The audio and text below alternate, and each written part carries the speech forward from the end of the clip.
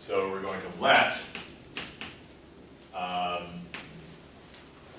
L of x0 to n minus 1 represent the encoding length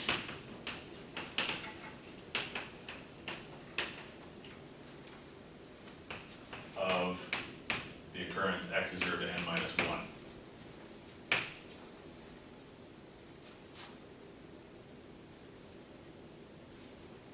And in particular, because we're using, because we're encoding this as the last occurrence of the random variable x, then we will have that this length is equal to, well, for one thing, we're encoding this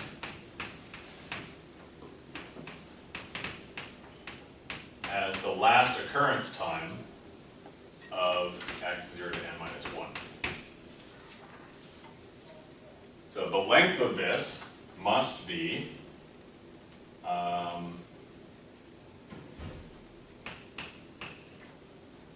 by the argument I made originally, it must be log r of, sorry, let's simplify this. I'm encoding that as this recurrence time.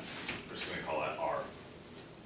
So this length must be log r plus 2 log r plus something that is order constant.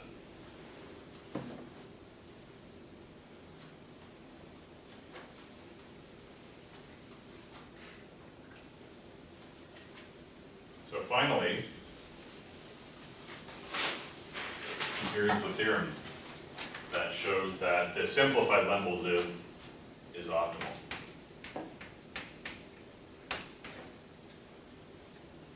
One over n, expected value of L x0 to n minus 1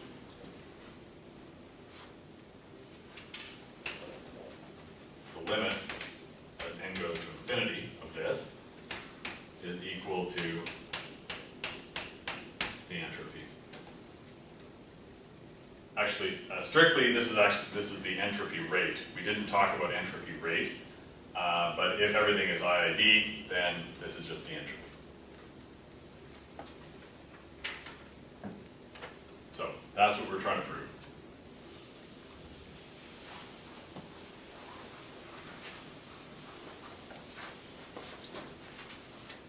The proof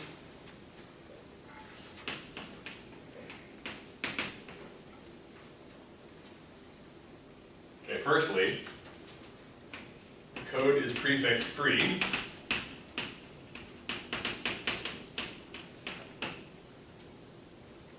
So it must be true that the average length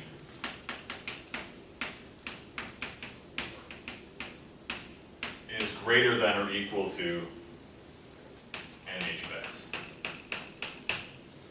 That's one of the first things that we proved weeks ago. That if a code is prefix free, its average length must be at least entropy.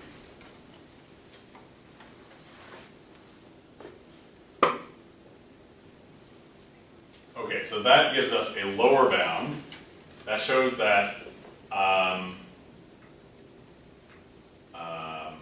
actually I can take that n to the other side, and then I have this. So that shows that that at least there's a lower bound. What I'm next going to show is that there's an upper bound that's also equal to entropy. Now, I'm going to take a shortcut. So this is a lower bound.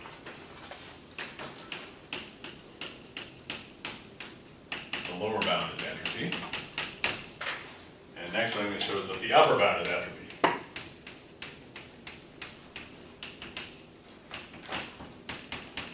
Okay. Because I'm running out of time, I will ask you to take it on faith that, remember what I have, L of x0 to n minus 1 is equal to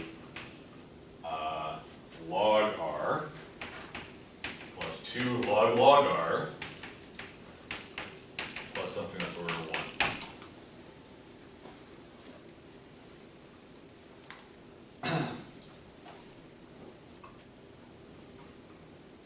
So what I'm going to ask you to believe is that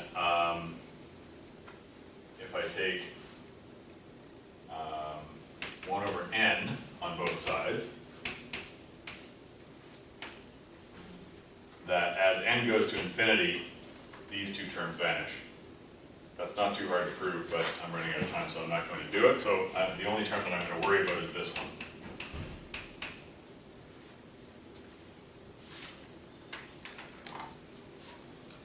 Intuitively, that's true because if this term is not infinite, if this term doesn't go to infinity, then log r must be of the same order as n.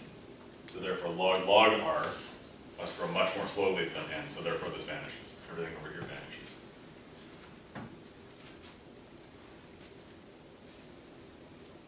So what I'm going to show, or what I'm going to talk about, is just 1 over n log r.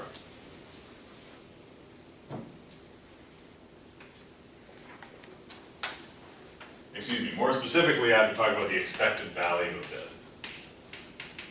But again, I'm going to argue that the log term doesn't make a difference. So let's talk about expected value, 1 over n log r.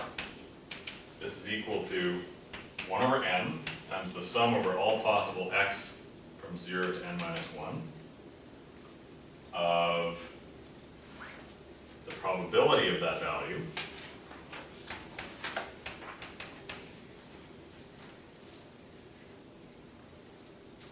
times the expected value of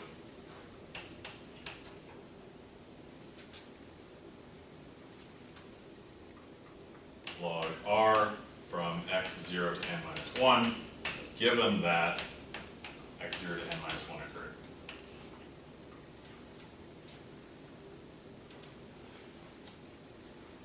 Now, what I showed before, actually strictly what I showed is that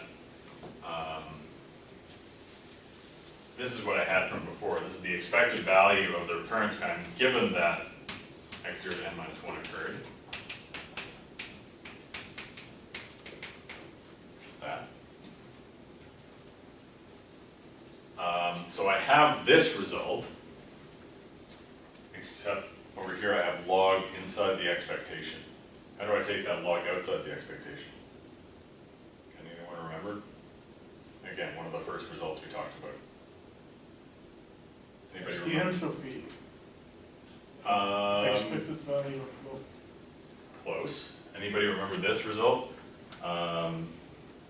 Expected value log x is less than or equal to log expected value of x.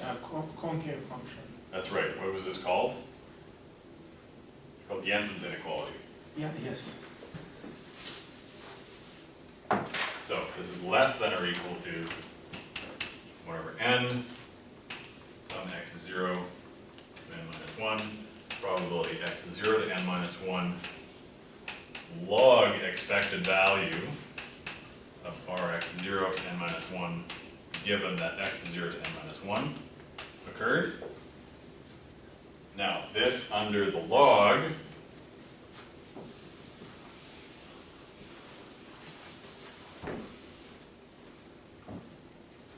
going up here, this is equal to 1 over n, sum over x0 to n minus 1, probability x0 to n minus 1, times log of this, right here, 1 over p x0 to